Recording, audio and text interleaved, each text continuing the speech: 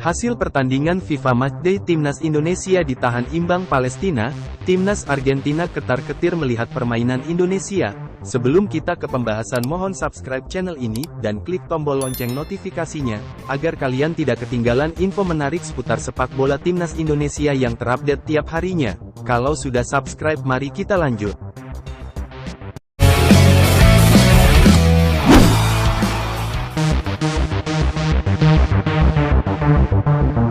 Duel Timnas Indonesia vs Palestina berakhir dengan skor kacamata alias 0-0 FIFA Matchday edisi Juni tahun 2023. Laga Timnas Indonesia vs Palestina dalam jadwal FIFA Matchday bergulir di Stadion Gelora Bung Tomo, GBT, Surabaya, pada Rabu, tanggal 14 Juni tahun 2023. Timnas Indonesia sejatinya cukup banyak menorehkan peluang. Namun, skuad berjulukan Garuda itu tak bisa merobek gawang Palestina. Salah satu peluang berbahaya Timnas Indonesia hadir lewat aksi Yaakob Sayuri saat laga memasuki menit ke-55. Saat itu, Yaakob Sayuri melesat di sisi kanan dan menggocek satu pemain belakang Palestina. Ia lalu melepaskan tembakan.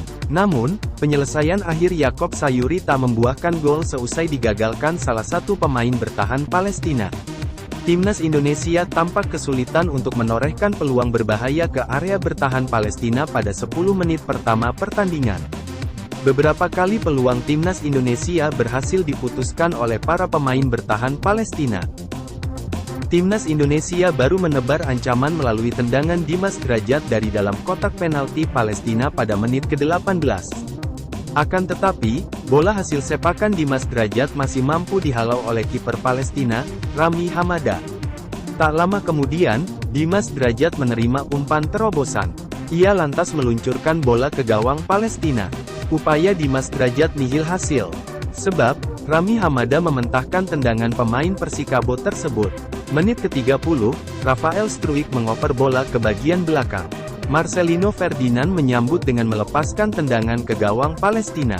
Timnas Indonesia dan Palestina tak bisa membukukan gol sehingga babak pertama berakhir dengan skor 0-0. Berlanjut ke babak kedua, Yaakob Sayuri melakukan penetrasi dari sisi kanan. Ia sempat menggocek pemain Palestina sebelum menendang bola memakai kaki kiri. Bola hasil tendangan Yaakob Sayuri lalu diblok Yasser Hamed sehingga berubah arah dan tak masuk ke gawang Palestina pada menit ke-55. Pelatih Timnas Indonesia Shin Tae-yong melakukan perubahan. Ia memasukkan 3 pemain sekaligus yakni Witan Sulaiman, Sadil Ramdhani, dan Ivar Jenner pada menit ke-71. Shin Tae-yong menurunkan Witan, Sadil, dan Ivar Jenner guna memecah kebuntuan Timnas Indonesia. Meski begitu, Timnas Indonesia tak juga menorehkan gol sehingga duel melawan Palestina berakhir imbang 0-0.